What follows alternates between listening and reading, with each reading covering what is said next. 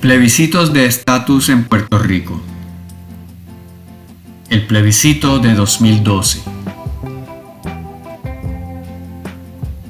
Producido y narrado por el Dr. Jorge Schmidt Nieto.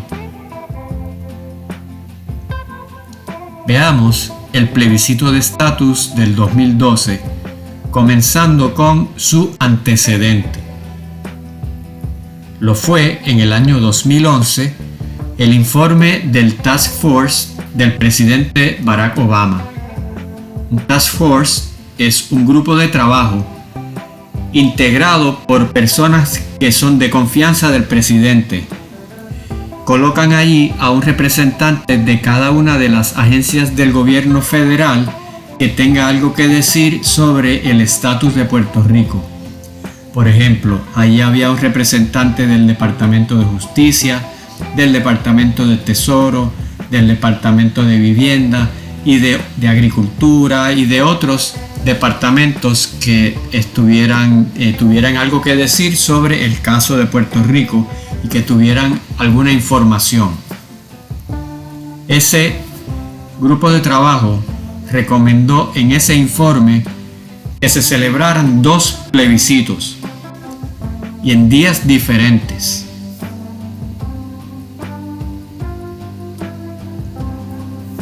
El primer plebiscito que recomendaban preguntaría: ¿quiere continuar con Estados Unidos? ¿Sí o no?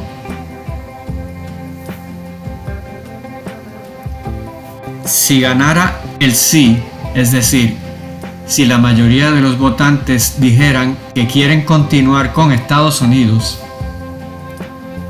entonces otro día habría un segundo plebiscito entre estadidad o Commonwealth, estadidad o Estado Libre Asociado. Pero si por el contrario en el primer plebiscito ganara el no, es decir, si más de la mitad de los votantes dijeran que no quieren continuar con Estados Unidos, entonces vendría la independencia. No habría que celebrar un segundo plebiscito, porque ya en la primera pregunta se habría respondido que Puerto Rico no quiere continuar con Estados Unidos. Esa era la propuesta del Task Force del presidente Barack Obama. Veamos ahora cómo continuó el proceso del plebiscito. La Asamblea Legislativa de Puerto Rico, cuando Luis Fortuño era gobernador, celebró un plebiscito criollo en noviembre de 2012, el mismo día de las elecciones. Sin embargo, en ese plebiscito cambiaron las preguntas a las siguientes. Primera pregunta: ¿quiere continuar con el Estado Libre Asociado? Contrario a la primera pregunta que proponía el Task Force del presidente Obama, que era que si quería continuar con la estadidad. La segunda pregunta era: ¿cuál otra opción prefiere que no sea el ELA? Esa pregunta es diferente también a la que proponía como segunda pregunta el Task Force.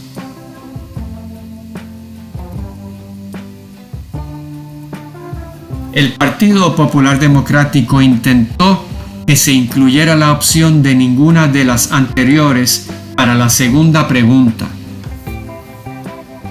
algo como lo que había hecho con el plebiscito del 1998. Sin embargo, el Tribunal Supremo de Puerto Rico no lo permitió. Este Tribunal Supremo de Puerto Rico ya había sido mayoritariamente nombrado por el gobernador Luis Fortuño.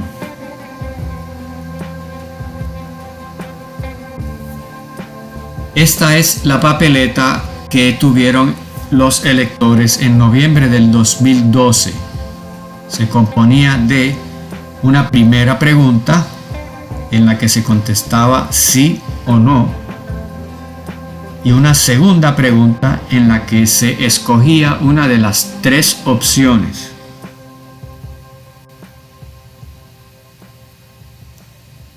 La primera pregunta preguntaba: ¿está usted de acuerdo con mantener la condición política territorial actual? ¿Sí o no? Es decir, si contestaba que sí, estaba diciendo sí al Estado Libre Asociado. Si contestaba que no, estaba diciendo que no al Estado Libre Asociado. La segunda pregunta decía: y respectivamente de su contestación a la primera pregunta, conteste cuál de las siguientes opciones no territoriales usted prefiere. Y no establecía definiciones, solamente ponía estadidad, independencia y libre asociación. Si una persona escogía que estaba de acuerdo con mantener la condición política territorial actual, realmente no tenía manera de contestar la segunda pregunta, porque ya había dicho que quería continuar como estaba, de tal suerte que contestar una pregunta sobre con qué querría reemplazarlo no tiene ningún sentido. Así que si las personas que contestaron que sí no tenían dónde contestar en la segunda pregunta, y por eso el PPD intentó incluir una cuarta opción que fuera ninguna de las anteriores. No lo pudieron hacer, y lo que hicieron fue el candidato Alejandro García Padilla y el PPD pedir un voto de abstención, un voto en blanco, que votaran en la primera sí y la segunda parte la dejaran en blanco. La segunda pregunta la dejaran en blanco. En cambio, quienes votaron que no querían continuar con el Estado Libre Asociado. Para ese grupo de votantes, entonces era lógico pasar a la segunda pregunta para escoger entre las tres opciones, las únicas tres opciones que la Organización de Naciones Unidas avala. Así que esa fue, en un sentido, una pregunta contaminada, la segunda pregunta. Veamos los resultados. Para la primera pregunta, la respuesta sí al territorio recibió 46% y no al territorio 54%. Es decir, 54% de los votantes rechazaron el Estado Libre Asociado. Para la segunda pregunta hay que ver las tres opciones. El Estado Libre Asociado soberano recibió 33%, la estadidad 61% y la independencia 5.5%. Esos porcientos se sacan si se elimina la cantidad de votos en blanco de esa segunda pregunta. Esos votos fueron 28%. Si ese 28% se incluye en el total, entonces los porcientos son diferentes. Entonces tenemos que mirar bajo segunda pregunta los resultados entre paréntesis. Para Estado Libre Asociado Soberano, si se incluyen los votos en blanco, su porciento fue 24%. Para la estadidad, 45%. Y para la independencia, 4%. El PNP y los estadistas utilizaron el número más alto, el de 61%, para ir al Congreso a través del comisionado residente reclamar que Puerto Rico había votado por un 61% a favor de la estadidad. Pero en Puerto Rico se sabe que no hubo 61% real, sino que fue manipulado por la manera de llevar la segunda pregunta. Si se incluye el 28% de votos en blanco, estos son los resultados. 28% en blanco. Ese 28% solamente indica que no está de acuerdo con ninguna de las tres opciones, pero no indica preferencia por ninguna de las tres si hubiera que decidir. El 24% del ELA soberano es muy parecido esa definición a lo que sería una libre asociación. La estadidad, con 45% en el 2012, se habría quedado un poco más bajo que el 46% que había recibido en el 1998 y en el 1993. Mientras que la independencia se queda estática o estable en un 4%.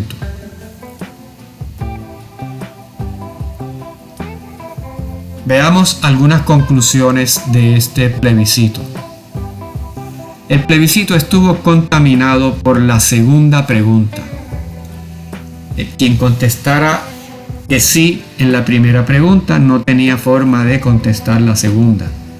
El propio exgobernador Carlos Romero Barceló, PNP, le sugirió a la Asamblea Legislativa que celebraran los plebiscitos en días diferentes, que la primera pregunta se celebrara un día y la segunda pregunta, como se formulara, fuera un día distinto. No le hicieron caso.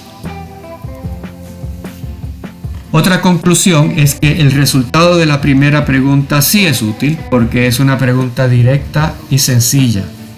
¿Está usted de acuerdo con la condición política actual? La segunda pregunta fue problemática, la primera no. El resultado de la segunda pregunta, por lo tanto, no es confiable. No se puede utilizar porque está muy manipulado. Un efecto político fue que el plebiscito sirvió para reducir la abstención de votos del PNP en las elecciones. Había muchos votantes PNP descontentos con el gobernador Luis Fortuño, que no iban a ir a votar. Y muchos de ellos fueron a votar para ir al plebiscito, y una vez estaban allí ya votaron para el gobernador. Tanto así que Luis Fortuño perdió por un margen muy estrecho contra Alejandro García Padilla, cuando las encuestas predecían una derrota amplia. Y aquí llegamos al fin de la elección.